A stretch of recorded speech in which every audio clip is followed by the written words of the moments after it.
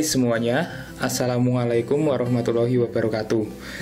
Ketemu lagi dengan saya Pak Giri di pembelajaran sejarah Indonesia semester 2. Nah, sebelum kita masuk ke materi yang pertama, saya akan paparkan beberapa poin-poin yang akan kita bahas atau materi-materi apa saja yang akan kita bahas di semester 2 ini, khususnya kelas 11. Nah, di kelas 11 nanti kita akan mempelajari 3 bab, yaitu yang pertama adalah masa penjajahan Jepang, masa Indonesia merdeka, dan juga masa revolusi atau mempertahankan kemerdekaan. Nah, total video yang akan saya upload itu ada 6. Nah, jadi selama semester 2 ini kalian hanya menyaksikan 6 video. Beda dengan semester 1 kemarin itu ada 9 video. Nah, mungkin langsung aja kita bahas materi yang pertama, yaitu tentang proses masuknya Jepang ke Indonesia.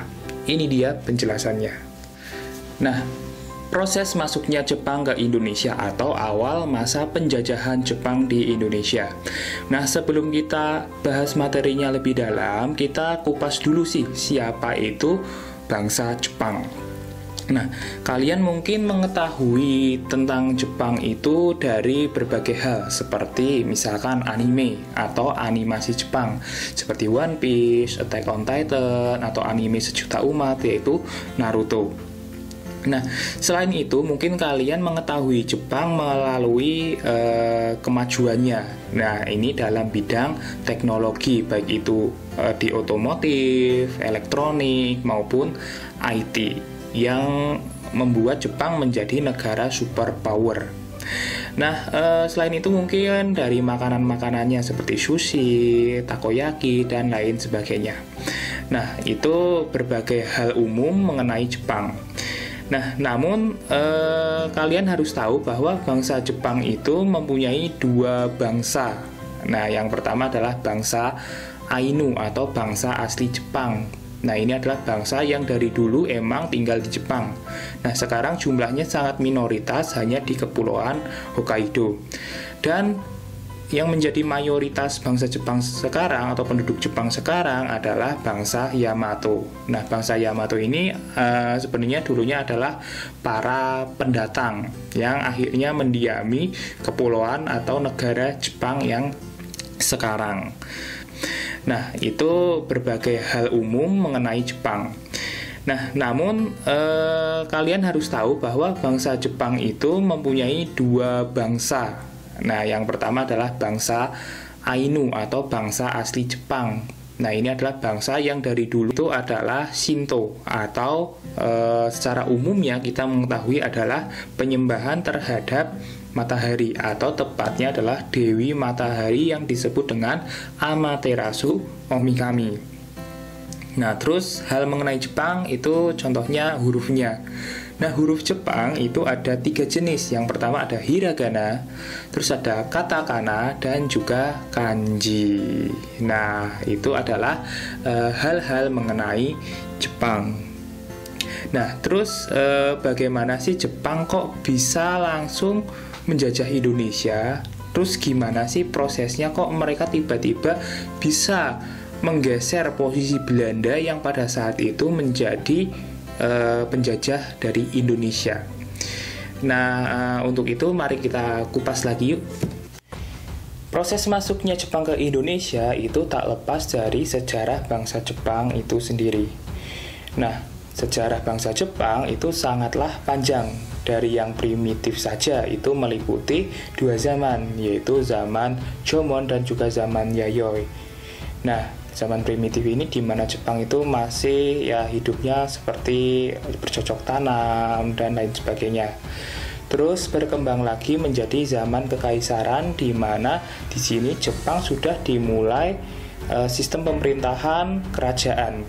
Nah, zaman kekaisaran ini meliputi zaman Kofun, zaman Asuka, dan zaman Nara. Nah, di sini juga sudah mulai masuk agama Buddha. Nah, terus Jepang bergeser lagi ke zaman yang disebut dengan zaman Kesogunan, di mana di sini kaisar hanya sebagai simbol saja. Dan pemerintahan itu dipegang oleh orang bernama shogun atau bergelar shogun maksud saya. Nah, zaman kesogunan ini dibagi menjadi beberapa zaman, yaitu ada zaman Heian, zaman Kamakura, zaman Muromachi, zaman Azuchi Momoyama, dan terakhir zaman Edo.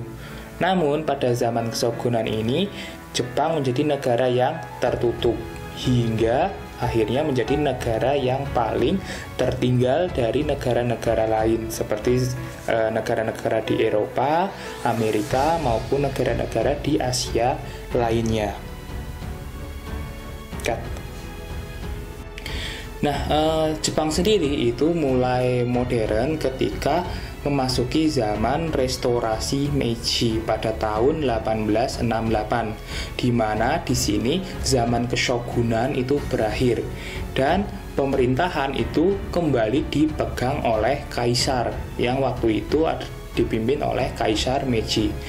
Dari sinilah Jepang menjadi negara modern dan kuat dalam teknologi, misalnya dalam transportasi, dan yang paling dikembangkan waktu itu adalah teknologi dalam bidang militer. Hal ini dibuktikan dengan Jepang mengikuti Perang Dunia Pertama dan dilanjutkan terlibat Perang Dunia Kedua. Nah, di Perang Dunia II sendiri terjadi antara blok sekutu, yaitu di antaranya ada Amerika, Inggris, dan lain sebagainya, dan blok fasis, di mana di sini Jepang tergabung dengan Jerman, Italia, serta di sini juga melibatkan blok komunis seperti Uni Soviet. Nah, karena Perang Dunia II inilah yang akhirnya menyebabkan Jepang itu nanti masuk ke Indonesia. Nah, terus gimana sih Jepang kok bisa terlibat Perang Dunia II? Nah, Jepang itu terlibat Perang Dunia II karena konflik yang menyeret Jepang, yaitu antara Jepang dan Amerika. Nah, ini disebabkan karena Amerika itu menghalangi ekspansi Jepang dan juga memblokade impor baja Jepang. Nah, hal inilah akhirnya menyebabkan Jepang itu marah dan akhirnya menyerang pangkalan Amerika, yaitu Pearl Harbor di Hawaii pada tanggal 7 Desember 1941. Nah, karena hal inilah akhirnya Amerika mendeklarasikan perang dengan Jepang, dan kebetulan waktu itu Jepang tergabung dalam blok fasis dengan Jerman dan Italia, yang otomatis menjadi musuh sekutu, di mana Amerika itu menjadi anggota dari sekutu itu sendiri. Nah, setelah itu Jepang terus melakukan ekspansi, yaitu antaranya di Asia Tenggara. Nah, di Asia Tenggara ini salah satunya ke Indonesia.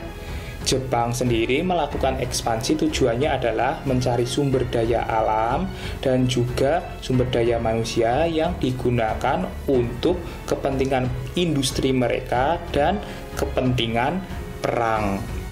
Nah, Jepang mendarat di Indonesia itu melalui Tarakan, Kalimantan pada tanggal 16 Desember 1941. Nah, Tarakan itu sendiri adalah daerah yang menghasilkan minyak. Nah, jadi sasaran Jepang itu adalah daerah-daerah yang menghasilkan sumber daya bagi mereka. Nah, setelah itu Jepang mulai menyerang daerah-daerah lain di Sumatera maupun di Jawa, hingga akhirnya membuat Belanda itu terdesak. Dan akhirnya pada tanggal 8 Maret 1942 melalui Jenderal Terpurten atas nama Komandan Pasukan Belanda atau Sekutu menandatangani penyerahan wilayah atau menyerah tanpa syarat kepada Jepang, yang waktu itu Jepang diwakili oleh Hitoshi Imamura. Penandatanganan ini dilakukan di Kalijati, Subang. Dan waktu itu secara sah akhirnya Indonesia itu diserahkan ke Jepang oleh Belanda. Di Indonesia, Jepang mendirikan pemerintahan militer pemerintahan militer itu adalah sistem yang membagi beberapa wilayah. Nah, Indonesia sendiri itu dibagi menjadi 3 wilayah, yaitu Angkatan Darat ke-16 yaitu di Jawa Madura, terus wilayah Angkatan Darat ke-25 itu di Bukit Tinggi, dan Angkatan Laut itu di Kalimantan, Sulawesi, dan Maluku. Nah, susunan pemerintahannya ada beberapa. Nah, pimpinan tertinggi itu ada Gun Sirekan. Nah, Gun Sekan atau kepala pemerintahan itu adalah suatu jabatan seperti gubernur jenderal pada masa Belanda. Di bawahnya itu ada beberapa departemen seperti Somobu yaitu Departemen Dalam Negeri, ada Zaimobu yaitu keuangan, Sangyobu itu ekonomi, Kotsobu lalu lintas, dan Sihobu yaitu kehakiman. Nah, selain itu di bawah Gun Sekan itu ada Gun Seibu atau jabatan seperti gubernur. Nah, selain mendirikan pemerintahan militer, Jepang juga mendirikan pemerintahan sipil. Di antaranya ada Shi yaitu karisidenan, Shu itu ada kota Paja, Ken kabupaten, Gun kawedanan, Son kecamatan, Ku desa. Selain itu juga ada dewan-dewan lain seperti Chuo Sangiin yaitu Dewan Pertimbangan Pusat, dan Chuo Sangika yaitu Dewan Pertimbangan Daerah yang dipimpin oleh Soekarno dan Bun Tara. Nah, untuk memperkuat kedudukannya, nah Jepang itu kan akhirnya membutuhkan dukungan dari masyarakat Indonesia. Nah, supaya masyarakat Indonesia itu senang ketika negara mereka itu dipemerintah oleh Jepang kayak gitu.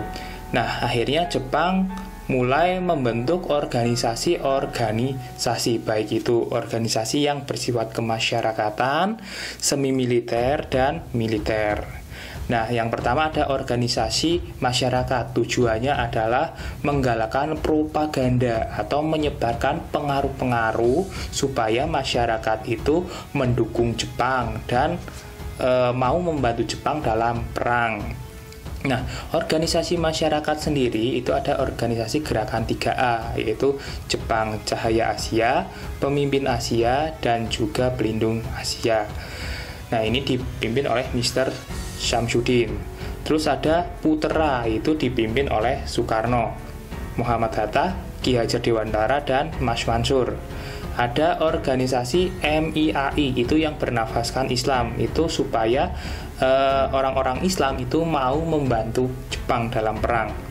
Terus MIAI ini akhirnya diganti menjadi Masyumi, dipimpin oleh Kiai Haji Hashim Asy'ari. Dan ada juga yaitu organisasi Jawa Hokokai, yaitu kebaktian. Nah, tujuannya adalah mengumpulkan tenaga dan sumber daya rakyat, seperti itu. Nah, selain itu juga ada organisasi semi-militer seperti Seinindan, yaitu tenaga cadangan.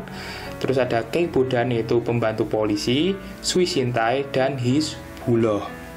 Nah, terus ada organisasi militer seperti Heiho dan juga PETA. Nah, Heiho sendiri itu adalah pembantu prajurit Jepang. Jadi ketika Jepang perang itu Heiho bersiap untuk membantu mereka membangun parit, pertahanan, dan lain sebagainya. Terus ada PETA. Nah, tujuan didirikannya PETA adalah mempertahankan Indonesia dari serangan sekutu. Ini dipimpin oleh teman Soekarno bernama Gatot Mangkupraja. Nah, di PETA sendiri itu ada pangkat-pangkatnya, seperti ada Daidancho yaitu komandan batalion, Judancho yaitu komandan kombi, Sodancho yaitu komandan peleton, Budancho itu adalah komandan regu, dan juga Gyuhei yaitu prajurit sukarela. Nah, jadi kesimpulannya Jepang masuk itu karena akibat dari Perang Dunia II, di mana Jepang itu sangat membutuhkan sumber daya alam, akhirnya melakukan ekspansi. Terus juga Jepang di Indonesia itu kayak